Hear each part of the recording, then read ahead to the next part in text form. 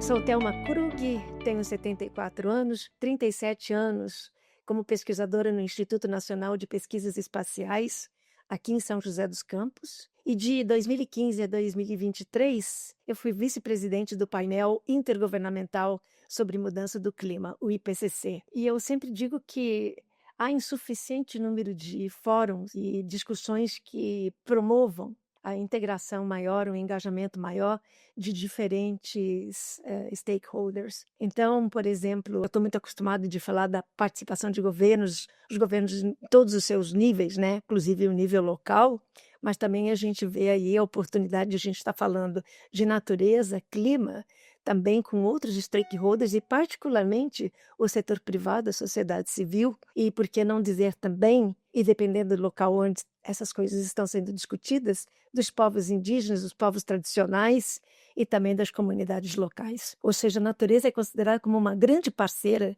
e que pode contribuir para a ação climática. Por outro lado, a natureza é também muito vulnerável aos impactos e efeitos e riscos que a mudança do clima está trazendo e trazendo de uma forma progressivamente maior. Então, o que fazer? Como nos adaptar a uma situação onde nós estamos colocando a natureza em risco? Como promover uma maior contribuição e cooperação entre os povos, entre as nações e também internamente, né? O Brasil é muito grande, então a gente entende que a gente pode ter histórias bem-sucedidas, histórias de fracasso sendo compartilhadas, mesmo considerando as heterogeneidades que a gente tem nos diferentes, nas regiões do Brasil, nos diferentes biomas que o nosso país comporta. Então, eu novamente acho importante essa discussão. Eu espero que traga bons frutos de conhecimentos, que é fundamental para a gente avançar nessa temática tão importante que é a natureza e clima.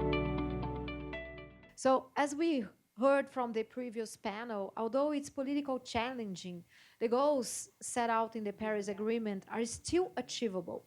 Experts estimate that poor countries could minimize the effects of climate change by receiving 1 trillion US dollars of external aid per year by 2030. But how can we increase annual climate finance flows to reach this minimal amount?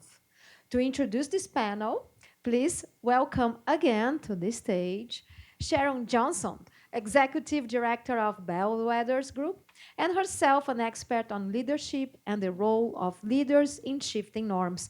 And I have just to let them know, Sharon, about the numbers here. So, quem precisar do aparelhinho, tá, gente?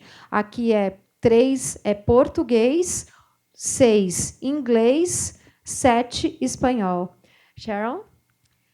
Thank you, thank you. Obrigado. Palmas para Sharon. It is one word of Portuguese I can say well.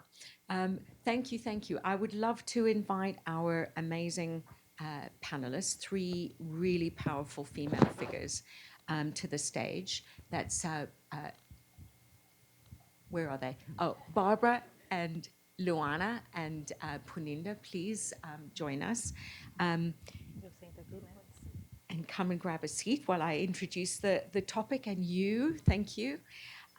So this is a discussion about climate resilient finance with a plot twist, because it turns out that the most innovative ways of shifting and moving capital to finance a more resilient global economy are actually ideas that are catalyzed and realized by women leaders. Very, very often, not exclusively, but it's amazing how often it is. So I am super thrilled to have 3 truly esteemed leaders from the finance community and different parts of the finance community with us on stage here. Barbara Buchner was named one of the 20 most influential women in climate change. She advises leaders across the world on climate, on renewable energy, on sustainable land use, and many other factors.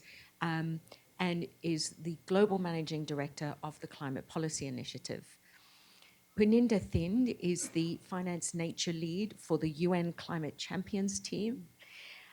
She focuses on catalyzing and mobilizing the finance sector, not a small task, to address the biodiversity loss and nature-related risks and opportunities. And Luana is our on a very international panel is our Brazilian leader.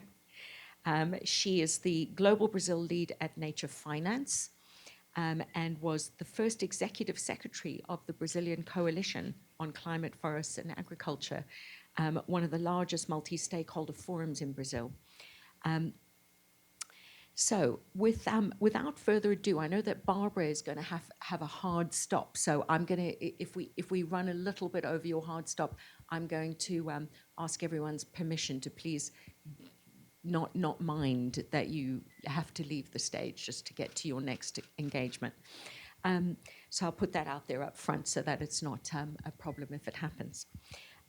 So I'm going to turn to Barbara first and just sort of say, can we understand a little bit for a wider audience who may understand some things about the finance sector, but not all the things that are kind of quirky about the different bits of actually what we call one sector, which is actually lots of different things. So can you help us shape the understanding of what's the role of the private sector? How big is that? How big is multilateral and development finance? And what are the roles of each of the different parts of that ecosystem? Sure. And thank you so much, Sharon, for having me here. It's a pleasure being on this panel. And we have lots of other women leaders here in the room. So in case I have to leave, I might just nominate someone else to take my place here. But yes, I'm very happy to just get started. And again, what we do at CPI a lot, my organization, is just help provide a baseline of where we stand today. We do that, amongst others, through a report that we now do since more than 10 years, the Global Landscape of Climate Finance. And we have just released a couple of months ago our latest figures, just to give you a sense of where do we stand in terms of global climate finance. Global meaning all domestic, international financial flows from both the public and private sectors. And just in a nutshell, I think good news, we have seen actually almost a doubling over the last 6 years in terms of global climate finance, which has reached almost 2 trillion. We're at 1.9 trillion US dollars.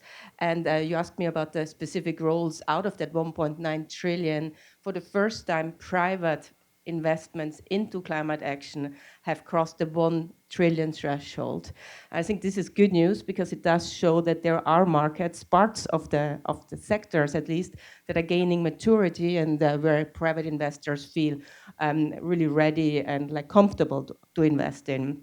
At the same time, we do know that we still need to really create the right framework conditions, enabling environments for the money to reach the hardest sectors. We talked about nature. I'm hoping we're hearing more about nature and other parts of the adaptation and nature and biodiversity spectrum, but also the hardest geographies, so some of the most vulnerable geographies. So I think this is where the public sector comes in. What we see that the public sector, the role of the public sector and public financial institutions is to both provide certainty, so give regulations, policies, enabling environments to really ensure that there is certainty for predictability for private investors to come in, but then also to help bring down the costs of technologies and of specific investments, again, in sectors that are still a little bit less known to investors. So help really use the public money that they have in the most, let's say, impactful way to get down the costs and get technologies ready. And then we need the private sector to come in and help scale and really get us where we need to be in order to close the gap that we still see in this system. That's a fantastic, very fast primer. Thank you for that. That's brilliant. Yeah, I'm glad we've got this on video because it's kind of a very good way of expressing the ecosystem and the size that it currently is. And that's so encouraging. And for anyone who's interested in tracking this work ongoing, CPI or Climate Policy Initiative really has set the standard for data of kind of understanding the scale of the work that's needed from a finance point of view. So I want to turn now to Peninda, who's got the really challenging diplomatic role of kind of helping the different parts of this ecosystem to communicate with each other. Why is it so hard for these different stakeholder groups with who kind of own the sources of capital to talk to each other and to cooperate? What are some of the sort of different incentives that kind of are ill-matched, and what are some of the ideas for development or public sector finance to engage with the private sector better? Thank you, and a pleasure to be here on this panel with such leaders that I also look up to and collaborate with as part of this ecosystem. And so maybe to answer your question, I'll start a little bit with the role of the Climate Champions team, because it can be a bit nebulous. We're sort of behind the scenes, but also support the UN High-Level Climate Champion for currently COP30 and COP29. Dan Yashby for COP30 and Nigar Arpadarai for COP29. And their role or their mandate under the Paris Agreement has been to rally real economy actors, the private sector, civil society organizations, indigenous people and local communities, youth, to showcase how the real economy is advancing on the implementation of the Paris Agreement, and with the theory of change that this would then drive this theory of ambition loop, so that policymakers can then have confidence that the policies that they implement can further drive action towards the implementation of the Paris Agreement, towards our climate goals. In this regard, my role is focused on nature finance. So really coordinating across the nature finance ecosystem. As you mentioned, there are a number of different actors and roles that different types of actors play across the ecosystem. Even within the financial sector, there's different types of financial actors. There's the commercial banks, the insurance sector. There's also the MDBs, the multilateral development banks, the development financial institutions, asset owners, asset managers, all with different roles that they play across the financial system.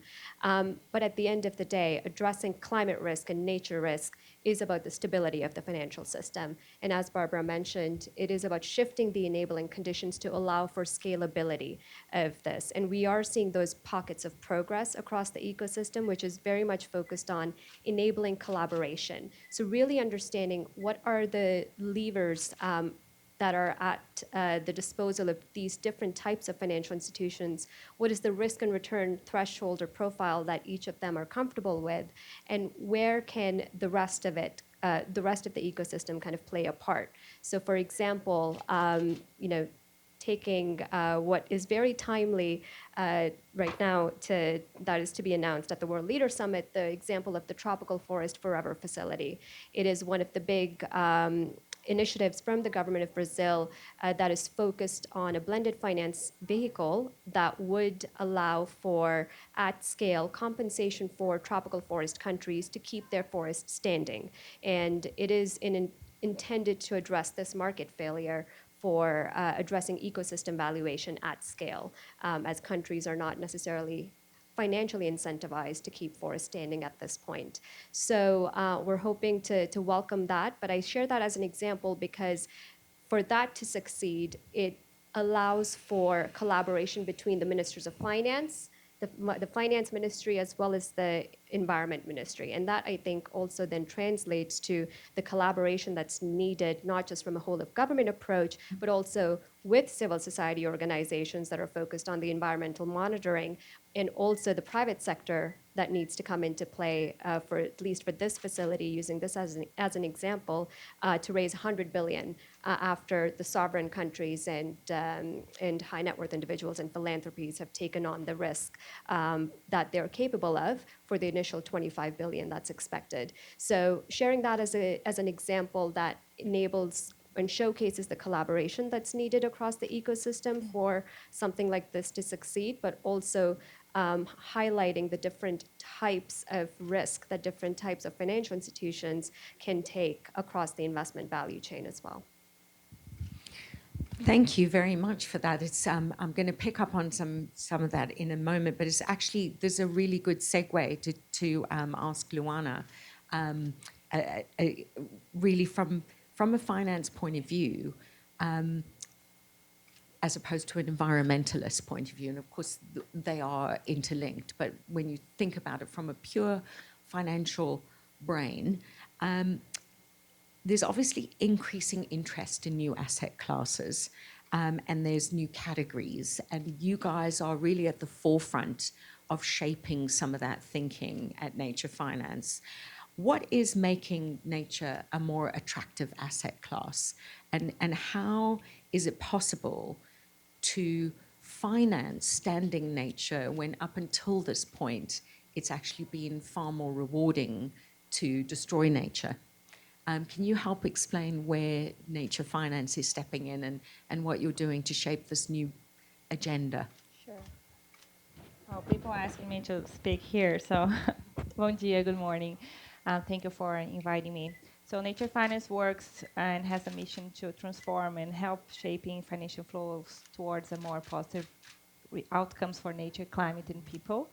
And we are currently doing very important and strategic work with the Amazonian Consortium, which is the consortium that reunites the 9 legal Amazonian states. And we are actually building a common policy to value their nature asset through ecosystem service payment and in their full protection conservation units, which is the areas where you cannot have any economic activity. These are the areas where you must protect, you must conserve. For if you have Brazilians in the rooms, we speak about unidades de conservação de proteção integral.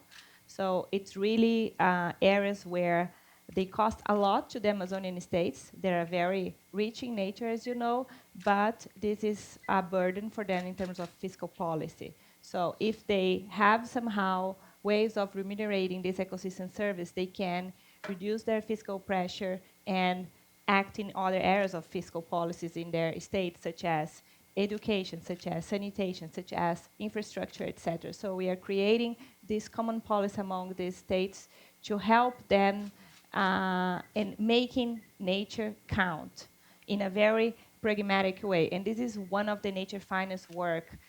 We do pilot projects in the real economy. And Brazil is one of the largest, well, actually has the largest tropical forest in the world.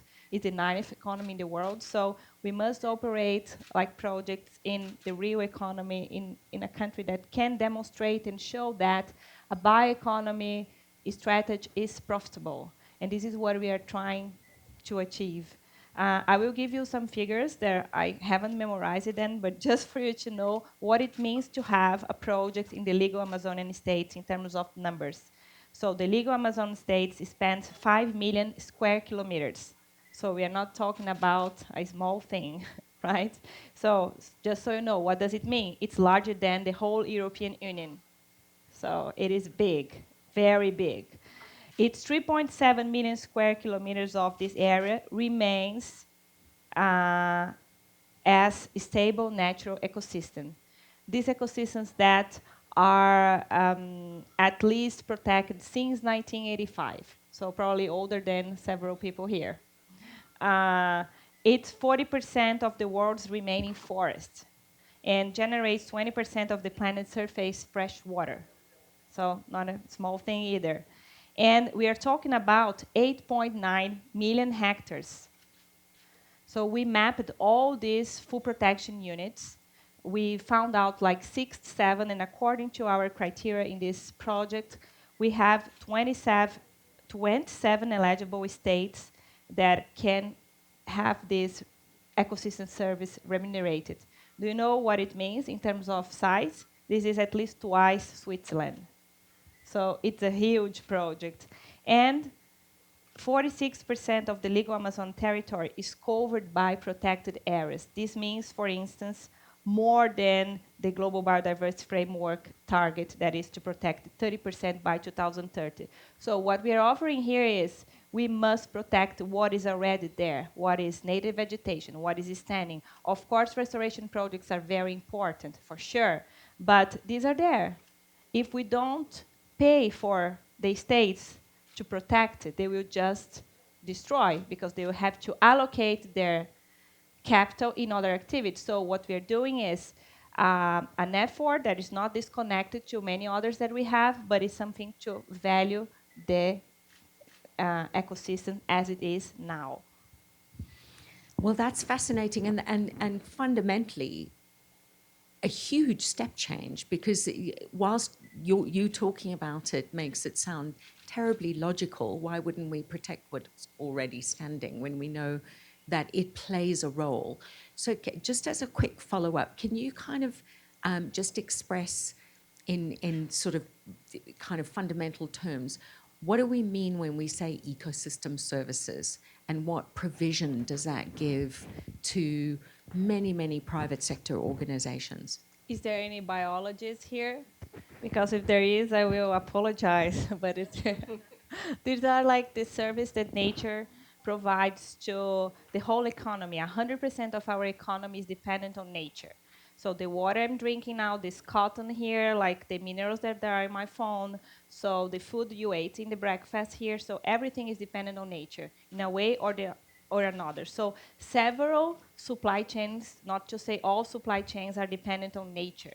So this nature is providing these services. In this case, we are talking about support ecosystem service. You have a range of ecosystem service type. This one I'm talking about support. So the connectivity among the conservation units, the food protection units, the management of these areas, how they integrate among all the Amazonian states and how they integrate with, for instance, the Pan-Amazonian states. So there are several aspects. So if you are from like a food industry and you depend on water to produce your beverage, so you can think about several, right? Or if you are a chocolate company that you depend on agriculture and like the production of cocoa, you are dependent on all this ecosystem service. So this is a basic, very basic answer, and I'm not a biologist. So, and it's a big step change to ask people to pay for something that they've just taken for free as part of their manufacturing pipeline. It's been free in a sense. So, you know, they may pay for the agricultural production, but they're not paying for the full ecosystem service today. Very interesting. How does that chime, Puninda, with some of the stakeholders that you're working with? Yeah, maybe just to add to Luana's point, which was very well made, you know, the interconnectedness of these nature-related risks and opportunity and the impacts and dependencies are also, you know, quite becoming visible as businesses and financial institutions now starting to have the tools to understand what and assess and manage eventually at the end of the day what this could look like. So for example, you know, halting and reversing deforestation and forest degradation, which we know is critical to meeting our climate goals. We cannot meet our climate goals by 2030 if that's not, if progress on that is not made. Deforestation is also one of the biggest drivers for water-related scarcity, and that has a knock-on effect, obviously, across the real economy based on the different sectors that you know that exist, whether it's the food and agriculture or other sectors that have dependencies on these critical services that ecosystem provide, but are not valued or priced in at the moment. But that effort is starting up as a bottom-up effort, but at the same time, there's a critical role that some of the key financial actors across the ecosystem also need to play. For example, central banks that have a key role in keeping the financial stability of the intact, and that means incorporating nature-related risks as part of that process. So the Network for Greening Financial System, which is a group of various central banks around the world that have made progress on addressing and developing climate-related scenarios to understand what is the potential impact of the different scenarios across the financial system. Hopefully, we get to see nature being part of that. They've sent signals around that, but we need integrated nature and climate-related scenarios to allow for that long-term investment in resilience. And it's about future-proofing development at this stage when we talk about investing in nature and climate. Very important to mention the central bankers because it is their job to keep stability in place. That is fundamentally their job as regulators. So really interesting to hear that evolution is coming about. So Barbara, I want to turn to you now for a minute. And sort of, you do, besides a lot of data and advisory work, you also at CPI do a lot of work around innovation in the finance sector writ large. So if I was a new finance minister, pretend I'm a new finance minister, and I would love to be that. That would be hilarious. It would be, I mean, yeah, it would be a very, you know, perhaps quite a well-dressed ministry, but I don't know if they do any real work. But if, say, I was a new finance minister, what would you be advising me to consider in terms of either energy or land use or other mechanisms for enhancing the resilience of my economy? I might miss my hard stop now, no worries. But I have a lot of suggestions, but I think we can, also building on what my co-panelists here have said, I think we can learn from a lot of good experiences. I think in the context of regulation policies, I mean, I think it's fantastic what you're doing across the Amazon to really make sure that there are policies that are making nature count. But there's lots of other regulations that, you know, finance ministers can learn about it. In Brazil, there's just a carbon market regulation that was released. I think this is really, you know, very important. That is something where we get a lot of good practices. I think another recommendation would be to use the whole toolbox of instruments that finance ministers, but also the broader ecosystem of financial actors in the financial architecture have. And I think there is a number of again, really good example, like using guarantees more that have been really underutilized. There would need to be some changes also in prudential regulation related to guarantees. So let's look at the actual impact that these instruments have. Using other tools like equity, I think Emily here from BII, who use a lot of equity, and this can be extremely catalytic in unlocking other pools of capital. So really thinking about what can we do there. I think it is about, you know, just more broadly thinking about how can we continue to learn from some of the innovations in the space, but then go to the other spectrum and really simplify some of the instruments and financial vehicles out there in order to scale and replicate them quickly. So I think that one. And I think final 2 points, certainly recommend to work with others. So I think, again, for example, there you mentioned NGFS as a coalition. There is the coalition of finance ministers on climate action. There's a lot of really important peer-to-peer learning that can come, you know, to help actually inform the decisions and really learn from what has worked there. But there's also this emerging, and again, very much triggered by Brazil, the focus on country platforms, which ultimately need to be anchored by finance ministers because they, together with other line ministers and development finance institutions, national development banks, and the broader private financial ecosystem, but really play a central role in coordinating action on the ground as well. And I think the final point, I do have to come back to data because data is important. And so make sure that there is the right information that can be there for investors to make decisions. So again, there is how can you make sure that there is the right climate risk data that can inform decisions for investors, public and private. So really being stronger in like asking for this common language and asking for the basic background information that can really make informed decision making by investors and really can ultimately have an impact. And just maybe to end, I think having a much more systemic approach, I think we heard that already here about, from both of the co-panelists, but having a systemic approach, thinking about climate and development together. These go hand in hand. It is important to mainstream climate into every development decision, obviously very much aligned with national needs and priorities, but climate and development go hand in hand.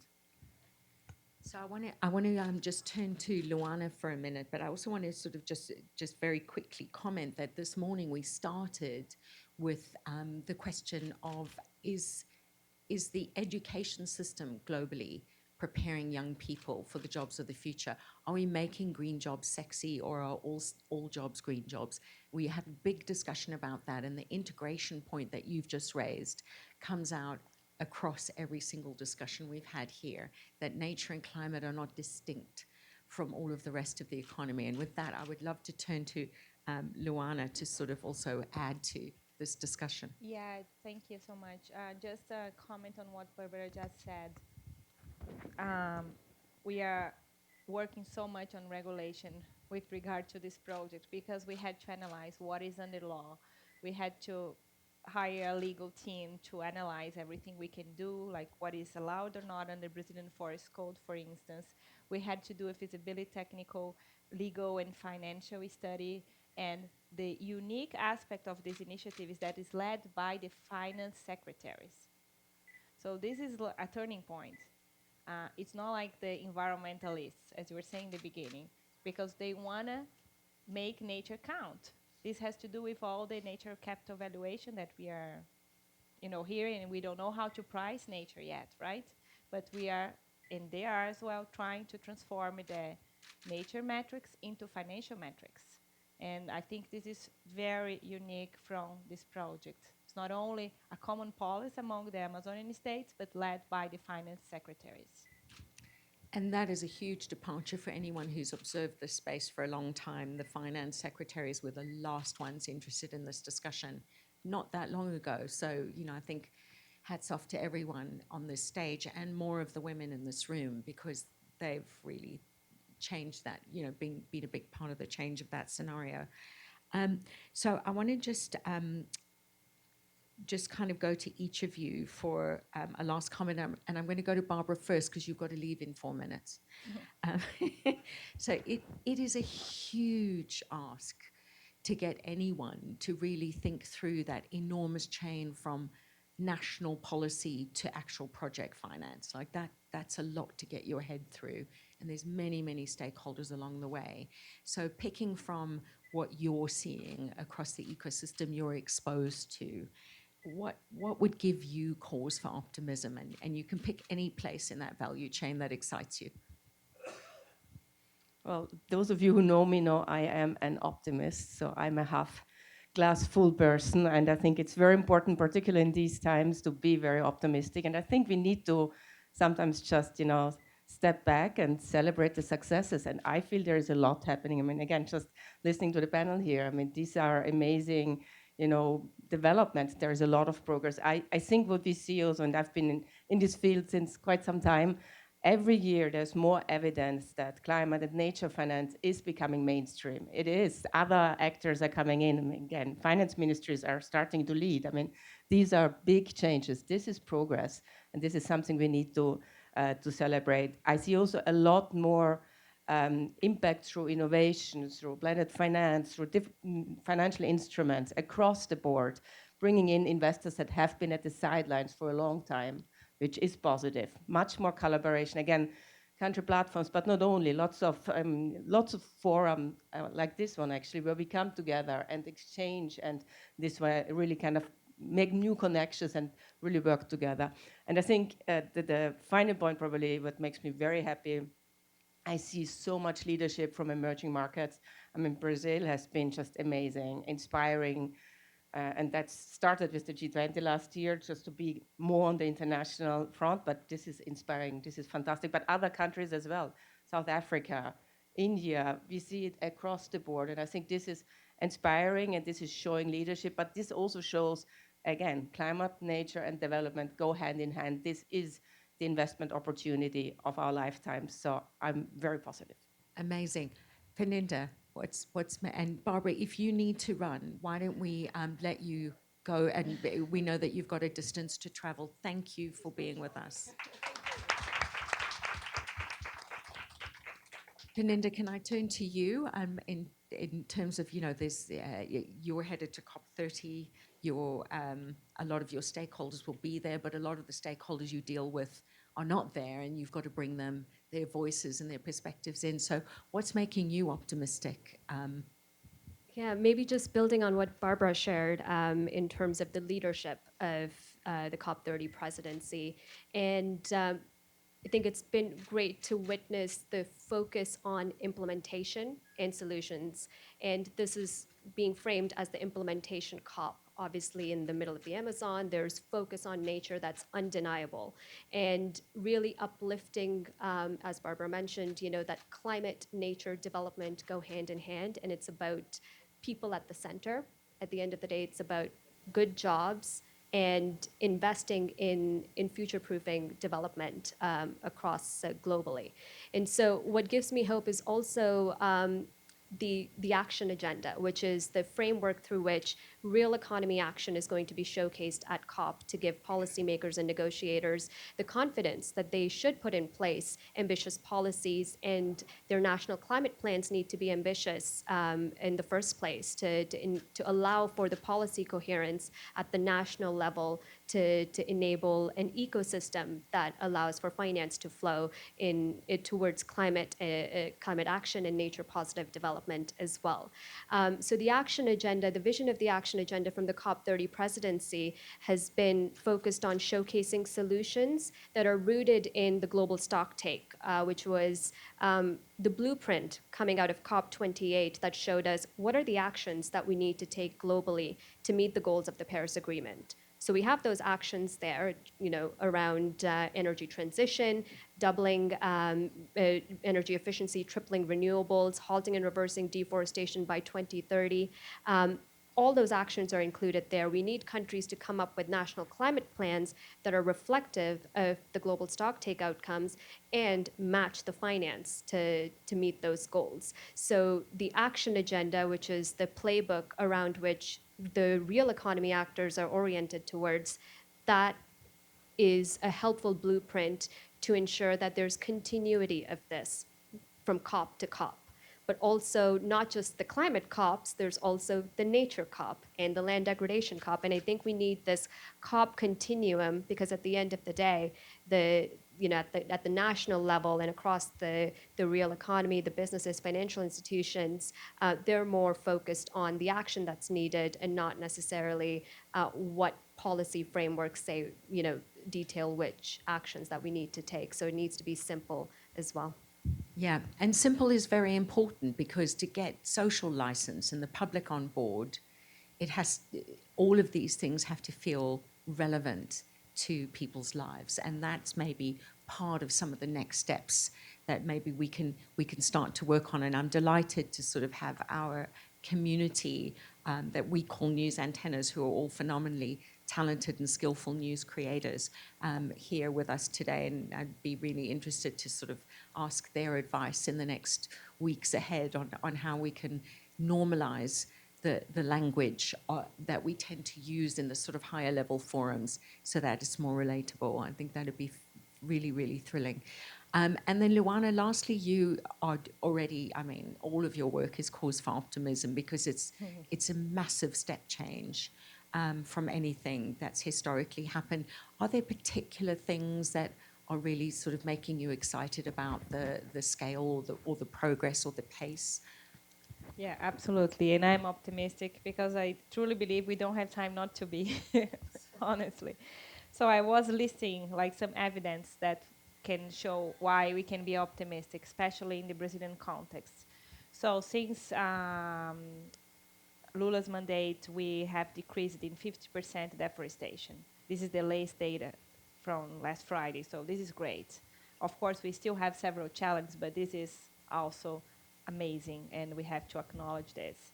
It's the first time bioeconomy is in a climate change agenda in the UNFCCC. It's the first time we have a bioeconomy day where we are inserting nature, where we are integrating nature and climate. So this is great. And then we can also demonstrate the connection we have between climate and bioeconomy, how bioeconomy can help achieving climate mitigation and adaptation in Brazilian NDC and others in nature-rich countries, but also how bioeconomy is somehow vulnerable to nature loss and climate change. So it's a very intertwined approach, and I think it's very important for nature-rich countries. The other thing that I'm very optimistic about, and Julie McCarthy, our CEO, will be talking later today, it's about the Bioeconomy Challenge, the initiative Brazil is going to launch to keep bioeconomy in the multilateral system. What else? The Ecological Transformation Plan that has several developments regarding, as Barbara said, the carbon-regulated market and several green bonds that Brazil is issuing. So I am very optimistic, and I think we must have private sector engaging more and more. I think that the presidents of COP is acting so much in the action and mobilizing agenda in a very unique way that this is already delivering positive outcomes for not only the Brazilian society, but to the whole world as an example of how we can do better, and we don't necessarily depend on just the negotiation agenda. And I think we have to keep doing this in the next COPs as well. Yeah, taking it outside of the halls into everybody's lives, because this can't be accomplished without everyone. So I think we have to wrap. But this was so informative, and thank you so much for all that you're doing and for sharing some of your time in this incredibly busy week with us. And yeah, many thanks. Thank you.